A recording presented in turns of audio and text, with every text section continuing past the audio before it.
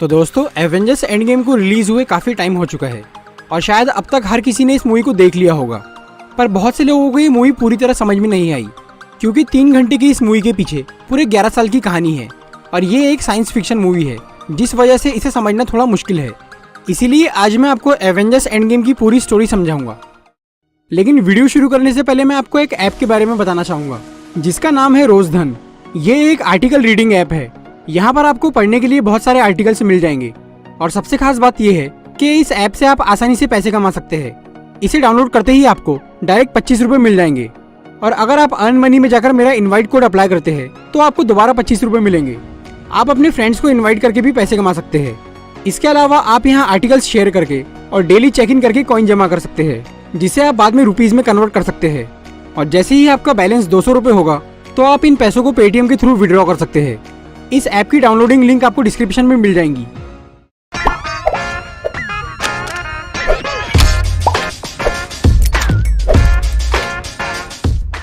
इस मूवी की स्टोरी वहीं से शुरू होती है जहां पर एवेंजर्स इन्फिनिटी वॉर खत्म हुई थी और अगर आप इन्फिनिटी वॉर की स्टोरी अच्छी तरह समझना चाहते हैं तो उसके बारे में मैं पहले ही एक वीडियो बना चुका हूँ, वो वीडियो जरूर देखिए।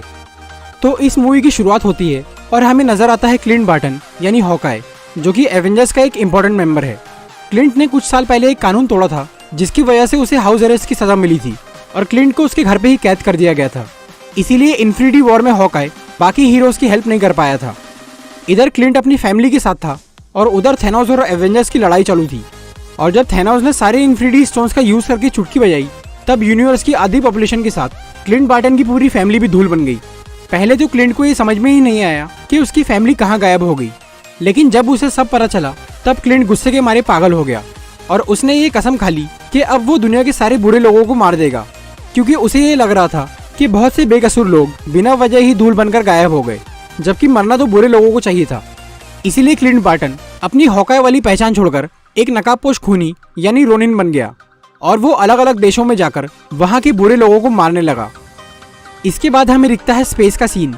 टोनी स्टार्क और नेबुला, जो कि टाइटन पर जिंदा बच गए थे, वो दोनों एक स्पेसशिप से अर्थ पर लौट रहे थे। टाइटन की लड़ाई के दौरान वो स्पेसशिप खराब हो गया था, इसी वजह से वो काफी धीरे चल रहा था। इसीलिए टोनी और नेबुला 22 दिनों से स्पेस में थे। उनका खाना पानी खत्म हो चुका था और ऑक्सीजन भी खत्म होने वाला था। टोनी पूरी तरह हिम्मत हार के मौत के इंतजार में सो गया, मगर कुछ देर बाद उनके स्पेसशिप के सामने कैरल डनवर्स यानी कैप्टन मार्वल आती है। कैप्टन मार्वल एक बहुत पावरफुल सुपर हीरो है। वो 1995 में अर्थ छोड़कर एक मिशन पर चली गई थी, पर जब 2018 में सब लोग धूल बनकर गायब होने लगे तब निक फ्यूरी ने कैरल को एक इमरजेंसी सिग्नल भेज दिया था। इसीलिए कैरल अर्थ पर वापस लौट रही थी, लेकिन रास्ते में उसे टोनी और नेबुला का स्पेसशिप दिख गया तो वो उस स्पेसशिप को उठाकर अर्थ पर ले आई। अर्थ पे आने के बाद कैप्टन मार्वल को थैनोस के बारे में सब कुछ पता चला और फिर कैरल ने सभी हीरोज को ये आइडिया दिया कि उन्हें इन्फिनिटी स्टोन्स जमा करके उनका इस्तेमाल करना चाहिए ताकि यूनिवर्स की आधी पॉपुलेशन वापस जिंदा हो जाए। और तभी सबको ये पता चलता है कि थैनोस ने 2 दिन पहले ही इन्फिनिटी स्टोन्स का यूज किया है। जब थैनोस ने यूनिवर्स की आधी पॉपुलेशन खत्म करने के लिए चुटकी बजाई थी तब एनर्जी की एक ऐसी वेव निकली थी जिससे पूरा यूनिवर्स हिल गया था और ठीक वैसी ही एक एनर्जी वेव स्पेस में दोबारा दिखाई दी, जिससे एवेंजर्स को ये समझ में आ गया कि थैनोस ने इन्फिनिटी स्टोन्स का यूज किया है। और उस एनर्जी सिग्नल की लोकेशन ट्रैक करके सभी हीरोज उस प्लेनेट पर पहुंच गए जहां पर थैनोस मौजूद था। यहाँ थैनोस के पास इन्फिनिटी स्टोन्स नहीं थे। थैनोस ने सबको ये बताया कि उसने इन्फिनिटी स्टोन्स की शक्ति से सारे इन्फिनिटी स्टोन्स को ही खत्म कर दिया ताकि कोई भी उनका इस्तेमाल करके सब कुछ पहले जैसा ना कर सके। यहाँ थॉर ने गुस्से में आकर थैनोस को मार दिया। अब एवेंजर्स की सारी उम्मीद खत्म हो गई और हर कोई उदास होकर अपनी जिंदगी में वापस लौट गया। कैप्टन मार्वल फिर से स्पेस में किसी मिशन पर चली गई। थॉर ने अपने पुराने लोगों को जमा करके नॉर्वे में एक नया एसगार्ड बसा लिया। थैनोस से हारने की वजह से थॉर काफी बदल गया। उसे नशे की लत लग गई और वो बहुत मोटा और कमजोर हो गया। ब्रूस बैनर, जो कि गुस्से में हरा होकर हल्क बन जाता था, उसने 1.5 साल तक खुद के ऊपर कुछ एक्सपेरिमेंट्स किए और हल्क की ताकत और अपने दिमाग को एक करके वो बन गया प्रोफेसर हल्क। कैप्टन अमेरिका ने एक सपोर्ट ग्रुप शुरू किया जिसमें वो दुनिया के बचे हुए लोगों को ये समझाने का काम कर रहे थे कि जो हो गया उसे भूलकर आगे बढ़ो। टोनी स्टार्क अपनी बीवी और बच्ची के साथ सेटल हो गया। इसी तरह से पूरे 5 साल बीत गए और फिर सैन फ्रांसिस्को में एक अजीब सी घटना हुई। स्कॉट लैंग यानी एंटमैन, जो कि 5 साल पहले क्वांटम रेल्म नाम के एक डायमेंशन में गया था, वो अचानक वहां से बाहर आ गया। Ant Man and the Wasp movie में क्वांटम रेल्म के बारे में डिटेल में बताया गया है। क्वांटम रेल्म यानी सब एटॉमिक लेवल एक ऐसी जगह है जहाँ के नियम हमारी दुनिया से बिल्कुल अलग है। वहाँ पर टाइम भी बिल्कुल अलग तरह से चलता है। Ant Man and the Wasp movie के एंड में एंटमैन एक एक्सपेरिमेंट के लिए क्वांटम रेल्म के अंदर गया था, लेकिन इससे पहले कि वो बाहर आता उसके सभी दोस्त थैनोस की चुटकी से धूल बन गए और स्कॉट अंदर ही फंसा रह गया। और अब 2023 में एक चूहे ने गलती से वो मशीन ऑन कर दी, जिससे स्कॉट बाहर आ गया। और वहाँ से निकलने के बाद स्कॉट को ये पता चला कि दुनिया की आधी पॉपुलेशन खत्म हो गई है। लेकिन कमाल की बात तो ये थी कि स्कॉट 5 साल तक क्वांटम रेल्म के अंदर था, पर उसे ऐसा महसूस हुआ कि वो सिर्फ 5 घंटे से ही वहाँ था। फिर स्कॉट तुरंत ही अपने पुराने दोस्तों यानी एवेंजर्स के पास पहुंचा और उसने सबको ये बताया कि उसके साथ क्या हुआ है। स्कॉट ने कैप्टन अमेरिका को ये आइडिया दिया कि अगर वो क्वांटम रेल्म को अच्छे से समझ ले तो वो उसे एक टाइम मशीन की तरह यूज कर सकते हैं और सब कुछ पहले जैसा कर सकते हैं। और इसी आइडिया के साथ कैप्टन, ब्लैक विडो और एंटमैन टोनी स्टार्क के घर पहुंचते हैं, क्योंकि टोनी ही ये काम कर सकता था। लेकिन टोनी को ये डर था कि अगर वो टाइम के साथ कुछ भी छेड़छाड़ करेंगे तो उससे उसकी बीवी और उसकी बेटी का अस्तित्व खत्म हो सकता है। इसीलिए टोनी उन सबको मना करके वापस भेज देता है। इसीलिए वो तीनों ब्रूस बैनर यानी हल्क के पास जाते हैं, जो कि अब प्रोफेसर हल्क बन चुका है। ब्रूस बैनर भी काफी इंटेलिजेंट है, इसीलिए वो टाइम मशीन बनाने के लिए मान जाता है, लेकिन उसकी टाइम मशीन ठीक से काम नहीं करती। दूसरी तरफ टोनी स्टार्क अपना इरादा बदलकर टाइम मशीन पर काम शुरू करता है और वो कामयाब हो जाता है। फिर टोनी कैप्टन से मिलकर उनकी पुरानी शील्ड वापस कर देता है, जो कि उसने कैप्टन से झगड़ा होने की वजह से ले ली थी। नताशा क्लिंट को ढूंढते हुए टोक्यो पहुंचती है और वो क्लिंट को समझाकर वापस ले आती है। हल्क और रॉकेट थॉर को वापस लाते हैं। फिर शुरू होती है टाइम मशीन की टेस्टिंग। यहाँ कुछ लोग ये सोचते हैं कि अगर टाइम में पीछे जाकर थैनोस को मार दिया जाए या उसे रोक दिया जाए तो सब कुछ अपने आप ठीक हो जाएगा। लेकिन हल्क सबको ये समझाता है कि ऐसा करना पॉसिबल नहीं है, क्योंकि पास्ट में कुछ भी चेंज करने से प्रेजेंट या फ्यूचर पर कोई फर्क नहीं पड़ता, बल्कि उससे एक अल्टरनेट टाइमलाइन बन जाती है और उस टाइमलाइन यानी उस रियलिटी का हमारी रियलिटी से कोई लेन देन नहीं होता। इसीलिए सब ये फैसला करते हैं कि वो पास्ट में जाकर सारे इन्फिनिटी स्टोन्स जमा करेंगे और उन्हें अपने टाइम में लाकर उनका इस्तेमाल करेंगे। सभी हीरोज ग्रुप में डिवाइड होकर अलग अलग टाइम और अलग अलग लोकेशन के लिए निकल पड़ते हैं। Iron man, captain America, Hulk और एंटमैन 2012 के न्यूयॉर्क में जाते हैं, जब लोकी ने चित्तौरी आर्मी के साथ मिलकर अर्थ पे हमला किया था। उस टाइम पर न्यूयॉर्क में 3 इन्फिनिटी स्टोन्स मौजूद थे। टेसेरेक्ट क्यूब में स्पेस स्टोन था, सेप्टर के अंदर माइंड स्टोन और आई ऑफ एगामोटो में टाइम स्टोन था। टोनी और स्कॉट टेसेरेक्ट क्यूब लेने के लिए जाते हैं, लेकिन वहाँ एक गड़बड़ हो जाती है और लोकी टेसेरेक्ट क्यूब लेकर भाग जाता है। दूसरी तरफ कैप्टन अमेरिका कुछ मुश्किलों का सामना करने के बाद सेप्टर यानी माइंड स्टोन हासिल कर लेते हैं। हल्क टाइम स्टोन लेने के लिए सैंक्टम सैंक्टोरम जाता है, लेकिन तब टाइम स्टोन डॉक्टर स्ट्रेंज के पास नहीं था, बल्कि वो उनकी गुरु एंशिएंट वन के पास था। एंशिएंट वन हल्क को ये समझाती है कि अगर वो इन्फिनिटी स्टोन्स को फ्यूचर में लेके जाएंगे तो उससे मल्टीपल टाइमलाइंस बन जाएंगी, जिससे बहुत कुछ बिगड़ सकता है। लेकिन हल्क एंशिएंट वन को ये बोलता है कि इन्फिनिटी स्टोन्स का काम हो जाने के बाद वो उन्हें वापस उसी टाइम और उसी जगह पर रख देंगे, जिससे कोई गड़बड़ नहीं होगी। लेकिन फिर भी एंशिएंट वन टाइम स्टोन देने से मना कर देती है।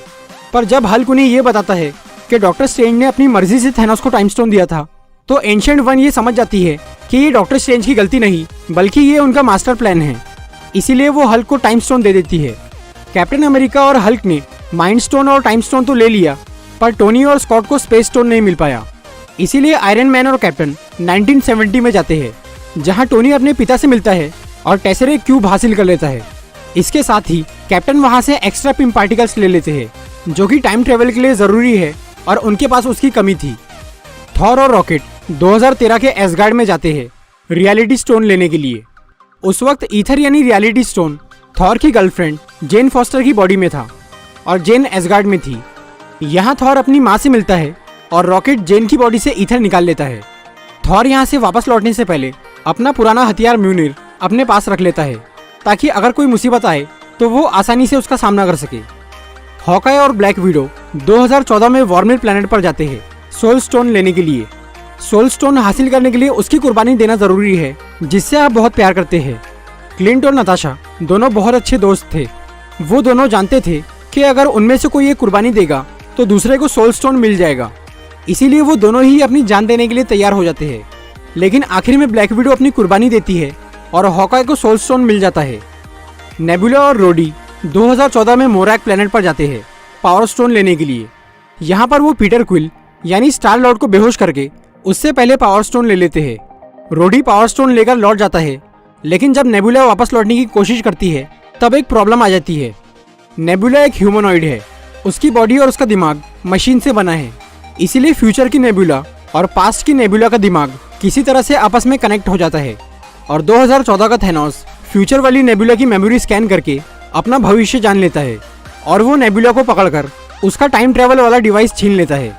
थैनोस अपने साथी एबनी मॉ की हेल्प से उस टाइम ट्रेवल वाले डिवाइस को कुछ इस तरह से मॉडिफाई करवाता है जिससे कि थैनोस की पूरी फौज भविष्य में जा सके और फिर पास्ट वाली नेबुला फ्यूचर में जाती है ताकि वो थैनोस के शिप के लिए रास्ता खोल सके। इसी दौरान सभी हीरोज सारे इन्फिनिटी स्टोन्स को एक नए गाउंटलेट में फिट करते हैं जिसे आयरन मैन ने बनाया था। हल्क उस गाउंटलेट को पहनने का फैसला करता है क्योंकि उसके रेडिएशन को सिर्फ हल्क ही बर्दाश्त कर सकता था और वो जैसे ही गाउंटलेट पहनता है उसकी हालत खराब होने लगती है। थैनोस बहुत ज़्यादा पावरफुल था, इसीलिए वो 6 इन्फिनिटी स्टोन्स की ताकत को संभाल पाया था, लेकिन हल्क थैनोस जितना पावरफुल नहीं है, इसीलिए उसका बुरा हाल हो गया। पर ऐसी हालत में भी उसने चुटकी बजाई और सभी धूल बने हुए लोगों को वापस जिंदा कर दिया। यूनिवर्स की आधी पॉपुलेशन वापस आ गई और सबकी एज अभी भी उतनी ही थी जितनी कि 5 साल पहले थी। हल्क बुरी तरह घायल हो चुका था और इससे पहले कि वो संभल पाता तब तक थैनोस और उसकी आर्मी वहां पहुंच चुकी थी और उन्होंने तुरंत ही एवेंजर्स के हेडक्वार्टर पे हमला करके उसे बर्बाद कर दिया।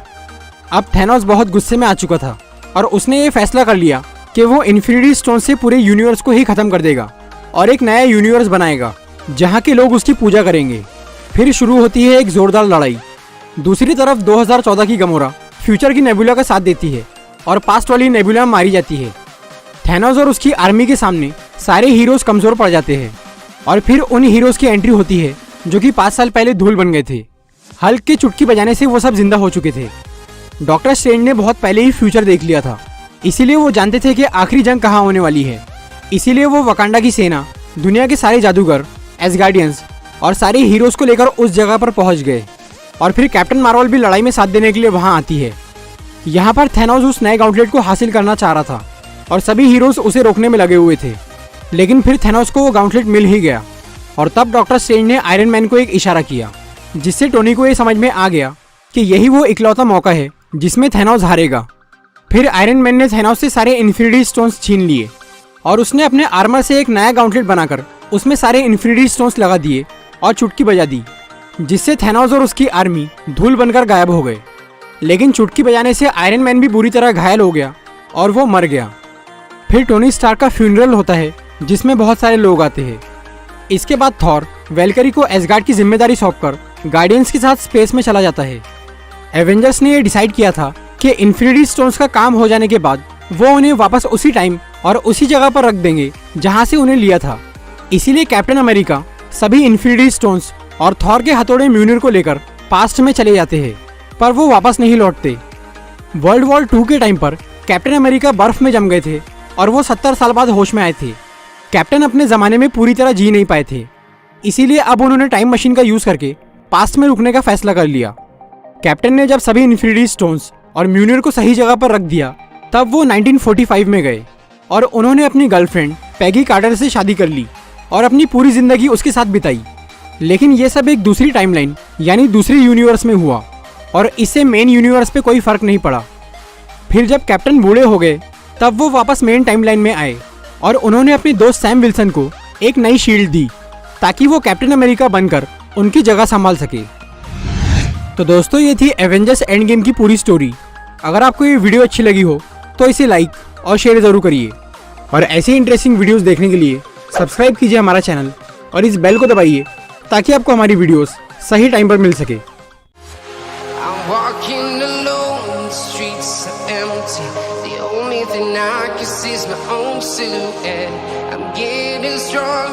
Step by step, the clock is ticking, but there's no time for me.